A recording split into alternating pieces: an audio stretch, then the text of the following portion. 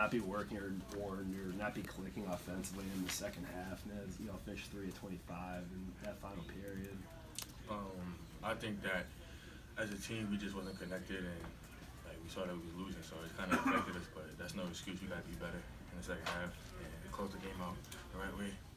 When you guys get into a situation like that where things aren't connected, where shots aren't falling, how much does the buildup of that as it continues? I mean, how much frustration and kind of being flustered? How much gets added on as that just goes longer and longer? I mean, it's a lot of frustration, but it's like play basketball. It's frustration is a part of the game, so you just got to build and just push past that and just play as a team still. Ryan, what were they able to do? I think you only took 1 3 tonight. I mean, what were they doing to push you away from that line? We didn't really get a lot of second chance looks. They did a good job on ball screen defense, penetration. What was the strategy for you guys at entering tonight to deal with the press, and what fell apart? Press. We just came in here thinking about like we just got to come in for 40 minutes and fight together and fight as a team. I mean, we did that for the first half, but the second half it just kind of fell apart, and that's on us. So there wasn't a game plan to deal with their pressure defense, like off of made baskets or anything like that? They didn't really have pressure defense. Like it was just get the ball in and just go past them, go past them to score.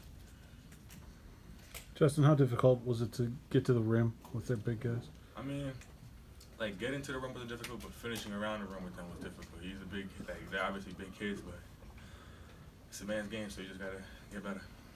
How did you guys in the days leading up to this game kind of help try to prepare for or simulate their size and their physicality?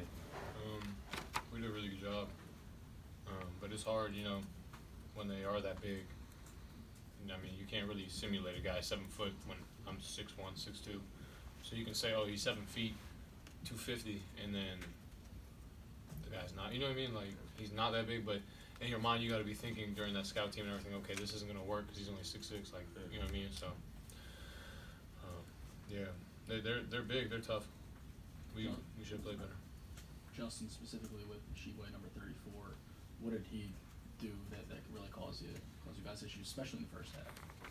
I mean, he's a big kid. Like, he's tall, he's strong, he's athletic. So trying to stay in front of him, trying to box him out is hard. But I mean, he was just all over the place, flying around left to right and getting up on the boards.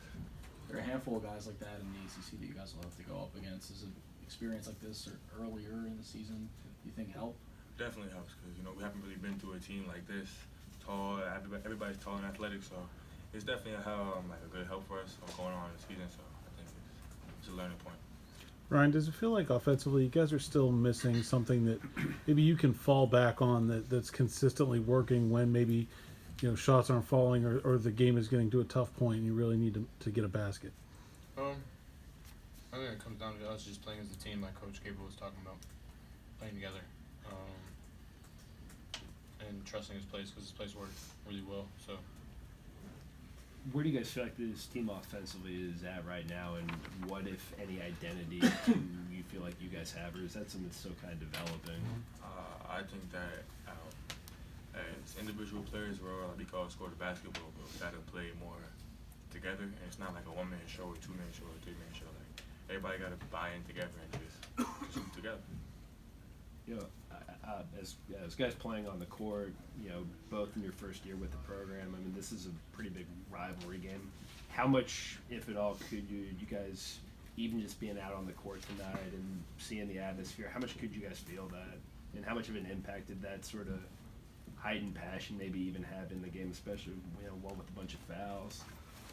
I mean, it's a big rivalry game. Like, we expected a sold-out crowd, a big crowd, and it pushed us like we gotta play, we gotta fight, we gotta defend our own home. But they had a lot of their fans here too, so it's 50-50 up there. How hard is it to find an offensive rhythm as a player in a game where 48 fouls are called?